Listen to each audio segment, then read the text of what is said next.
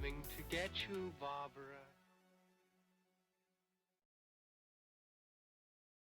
Hey, what's up, guys? This is Josh from Nightmare on Woodsboro Lake. Today we are going to do a little bit of a different spoiler review. Instead of talking about a film, I'm actually going to talk about a series. This series was released October 25th, 2022, and it released on Netflix. And the series that I am talking about is Guillermo Del Toro's Cabinet of Curiosities. There's a little cover right here. um, I just finished watching these finally, and I have to say, it was a really, really interesting show. I really enjoyed this anthology series.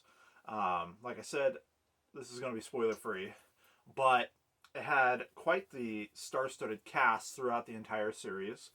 A lot of very familiar faces. I don't feel like I want to give them away as much as I want to say who they are. Um, but it was just a fun time. I mean, everything from like, oh, nope, can't say that either. That's what sucks about spoiler free reviews, guys, is you can't say much. All I gotta say is each one is directed by a different director, and you can tell very much so that the styles are very different. Uh, and how everything is executed throughout this anthology series. Um, I can tell you there is not a lack of grotesqueness. There is not a lack of horror. There are definitely some jump scares in there as well.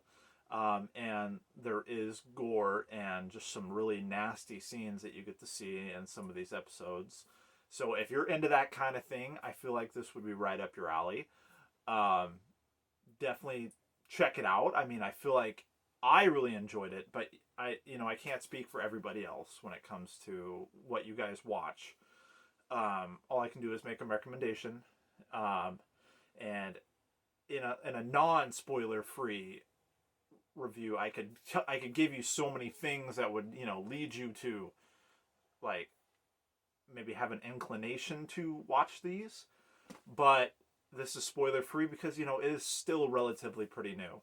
I mean, it only came out back in October, so not that long ago, and I don't really want to spoil it for people who would enjoy watching this. So definitely check it out. It's on Netflix. Come on, guys, if you have Netflix, then it's free. You already pay your monthly fee. Why not take a little bit of time to watch them? The episodes are actually pretty decent in length, um, and it's just a fun ride. It has some really out there episodes, but it's fun, and I think it's an enjoyable time for anyone. Really, I mean, it has some campy horror tropes in it as well, and then it's got some uh, smarter decisions, but it's just a mixed bag. I mean, like I said, a different director directs each episode, and Guillermo del Toro is mainly facilitating these episodes, and um, yeah, I mean, no complaints from me. Um, there was one episode in particular that I'm not going to share, but it was like, what in the actual am I watching? um, but I enjoyed this overall. Um, if I was to rank this on my scale that I've been doing and throughout my episodes lately, I feel like this would definitely be.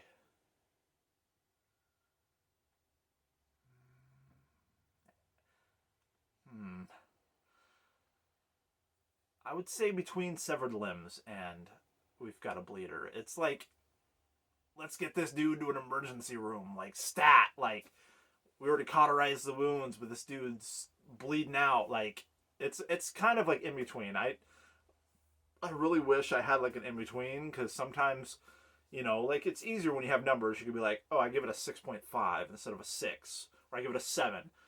I have to find somewhere to fall in between, because I'll have to think of some more some more injuries, more wounds, to kind of fit in between those fine lines and make kind of like a half mark. Um, we'll work on that. I'll work on that. But yes, I'd give it between between Severed Limbs and We've Got a Bleeder, which, by the time I air this episode, I might have something, and I'm going to put it right up here, right now. This is the new ranking system, or the new rank post recording. And, it's, like I said, it's just a fun time. I can't recommend it enough. It's just fun. And that's what we need is some good, wholesome, like, mix of old school and new school fun. And this delivers, I feel like, in those aspects. And definitely, like I said, it delivers on the gore, delivers on the creepiness factor, delivers on the jump scares. They're not overused in this show. It's very, very well executed, and sprinkled throughout. So, yeah, I had a great time with this. I can't wait to eventually do like a spoiler review down the line, but I want to definitely give more people the chance to watch it if they haven't.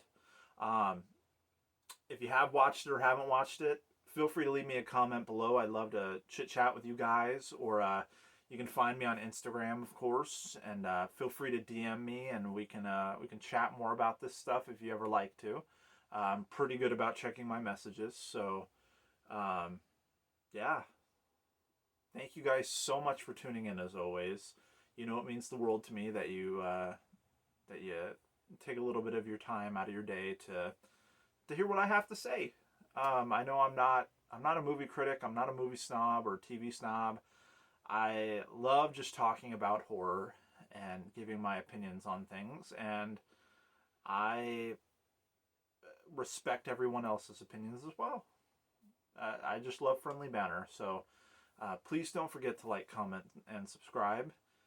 And as always, keep killing it out there, my friends, and just remember, don't get caught.